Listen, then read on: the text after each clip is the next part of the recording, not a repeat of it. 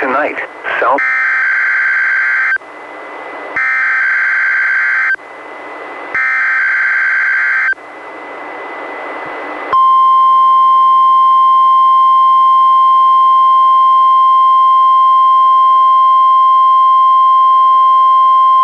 This is the National Weather Service in Portland, Oregon. The preceding was a test of the NOAA Weather Radio's warning alarm. Tests of these receivers are normally conducted every Wednesday between 11 a.m. and noon.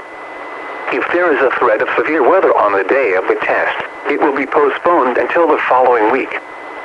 This concludes this test. We now return to our regular programming.